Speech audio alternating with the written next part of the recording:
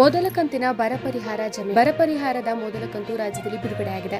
ಈಗಾಗಲೇ ರಾಜ್ಯದ ವಿವಿಧ ಜಿಲ್ಲೆಗಳಲ್ಲಿ ರೈತರ ಖಾತೆಗೆ ಬರಗಾಲ ಪರಿಹಾರದ ಮೊದಲ ಕಂತು ಜಮೆಯಾಗಿದೆ. ಯಾವ್ಯಾವ ರೈತರಿಗೆ ಎಷ್ಟು ಬರಗಾಲ ಪರಿಹಾರ ಹಣ ಜಮೆಯಾಗಿದೆ ಎಂಬುದನ್ನು ಅರ್ಹ ಫಲಾನುಭವಿಗಳು ತಮ್ಮ ಬಳಿ ಇರುವಂತಹ ಮೊಬೈಲ್ನಲ್ಲೇ ಚೆಕ್ ಮಾಡಬಹುದು. ಅದು ಹೇಗೆ ಅನ್ಕೊಂಡಿದ್ದೀರಾ? ಇಲ್ಲಿದೆ ನೋಡಿ ಮಾಹಿತಿ. ಬೆಳೆಹಾನಿ ಸಂಬಂಧ ತಾತ್ಕಾಲಿಕ ಪರಿಹಾರ ಮೊತ್ತ 2,000 ರೂಪಾಯಿಗಳನ್ನು ಬರಗಾಲ ಪೀಡಿತ ತಾಲೂಕುಗಳ ರೈತರಿಗೆ ಪಾವತಿಸಲಾಗ್ತಾ ಇದೆ. ಫ್ರೂಟ್ಸ್ ಐಡಿ ಮಾಡಿ ರೈತರ ಖಾತೆಗೆ ಬರಗಾಲ ಪರಿಹಾರದ ಮೊದಲ ಕಂತಿನ ಹಣ ಜಮೆ ಮಾಡಲಾಗ್ತಾ ಇದೆ. ಬರಗಾಲ ಪರಿಹಾರ ಯಾವ ಬೆಳೆಗೆ ಎಷ್ಟು ಹಣ ಜಮೆಯಾಗಲಿದೆ? ಪ್ರತಿ ಹೆಕ್ಟೇರ್ ಮಳೆಯಾಶ್ರಿತ ಬೆಳೆಗಳಿಗೆ 8,500 ರೂಪಾಯಿ ನೀಡಲಾಗುವುದು. ಅದೇ ರೀತಿ ಬೆಳೆ ನೀರಾವರಿಗೆ 17,000 ರೂಪಾಯಿ ನೀಡಲಾಗುತ್ತೆ. ಬಹುವಾರ್ಷಿಕ ಬೆಳೆಗೆ 22,500 ರೂಪಾಯಿ ಪರಿಹಾರ ನಿಗದಿ ಮಾಡಿದೆ. ಸರ್ಕಾರದ ಮಾರ್ಗಸೂಚಿಯ ಅನ್ವಯ ರೈತರಿಗೆ 2 ಹೆಕ್ಟೇರ್ ವರೆಗೆ ಮಾತ್ರ ಬೆಳೆಹಾನಿ ಪರಿಹಾರ ವಿತರಿಸಲಾಗುವುದು.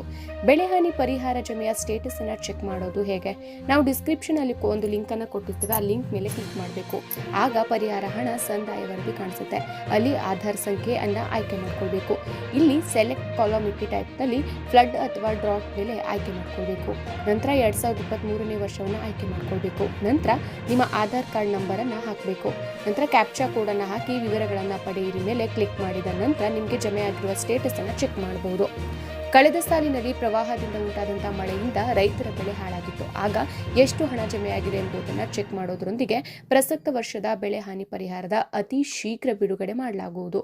ಈಗ ರೈತರು ತಮಗೆಷ್ಟು ಹಣ ಜಮೆಯಾಗಿದೆ ಎಂಬುದನ್ನು ಚೆಕ್ ಮಾಡಬಹುದು. ಮೊಬೈಲ್ನಲ್ಲಿ ರೈತರು ಫ್ರೂಟ್ಸ್ ಐಡಿಗಾಗಿ ಹೇಗೆ ಅರ್ಜಿ ಸಲ್ಲಿಸಬೇಕು? ಫ್ರೂಟ್ಸ್ ಐಡಿಗಾಗಿ ರೈತರು ಅರ್ಜಿ ಸಲ್ಲಿಸೋಕೆ ಡಿಸ್ಕ್ರಿಪ್ಷನ್ ಮೇಲೆ ಇನ್ನೊಂದು ಲಿಂಕ್ ಅನ್ನು ಕೊಟ್ಟಿರ್ತೇವೆ. ಅದನ್ನು ಕ್ಲಿಕ್ ಮಾಡಬೇಕು. ಆಗ ಫ್ರೂಟ್ಸ್ ಐಡಿ ಓಪನ್ ಮಾಡುವ ಪೇಜ್ ಓಪನ್ ಆಗುತ್ತೆ. ಅಲ್ಲಿ ರೈತರು ಒಂದ್ ವೇಳೆ ನೋಂದಣಿ ಮಾಡಿಸಿದ್ರೆ ಮೊಬೈಲ್ ನಂಬರ್ ಹಾಗೂ ಪಾಸ್ವರ್ಡ್ ಹಾಕಿ ತಮ್ಮ ಫ್ರೂಟ್ಸ್ ಐಡಿಯನ್ನು ಚೆಕ್ ಮಾಡಬಹುದು. ಪಾಸ್ವರ್ಡ್ ಮರೆತಿದ್ರೆ ರೀಸೆಟ್ ಪಾಸ್ವರ್ಡ್ ಮೇಲೆ ಕ್ಲಿಕ್ ಮಾಡಿ ಮೊಬೈಲ್ ನಂಬರ್ ಹಾಕಬೇಕು. ನಂತರ ನೀವು ಪಾಸ್ವರ್ಡ್ ಕ್ರಿಯೇಟ್ ಮಾಡಿ ಮೇಲೆ ಲಾಗಿನ್ ಆಗಬಹುದು. ಒಂದು ವೇಳೆ ನೀವು ಫ್ರೂಟ್ಸ್ ಐಡಿಗೆ ನಿಮ್ಮ ಹೆಸರನ್ನ ಹೊಸದಾಗಿ ನೋಂದಣಿ ಮಾಡಿಸುತ್ತಿದ್ರೆ ಸಿಟಿಜನ್ ರಿಜಿಸ್ಟ್ರೇಷನ್ ಮೇಲೆ ಕ್ಲಿಕ್ ಮಾಡಬೇಕು. ಆಗ ಇನ್ನೊಂದು ಪೇಜ್ ಓಪನ್ ಆಗುತ್ತೆ. ಅಲ್ಲಿ ಆಧಾರ್ ಕಾರ್ಡ್ ನಲ್ಲಿರುವಂತೆ ಹೆಸರನ್ನ ನಮೂದಿಸಿದ ನಂತರ ನಿಮ್ಮ ಆಧಾರ್ ಕಾರ್ಡ್ ಅನ್ನು ಹಾಕಬೇಕು.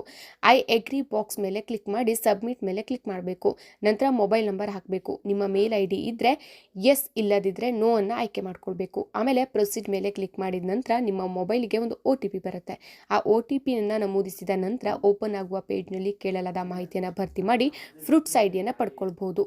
ಅತಿವೃಷ್ಟಿ ಮತ್ತು ಅನಾವೃಷ್ಟಿ ಉಂಟಾಗಿ ಸಂಭವಿಸುತ್ತಿರುವ ಬೆಳೆ ಮತ್ತು ಆಸ್ತಿ-ಪಾಸ್ತಿ ನಷ್ಟಕ್ಕೆ ರಾಜ್ಯ ಸರ್ಕಾರದಿಂದ ಪರಿಹಾರವನ್ನು ನೀಡಲು ಪರಿಹಾರ ತಂತ್ರಾಂಶವನ್ನು ಬಳಕೆ ಮಾಡಲಾಗುತ್ತೆ.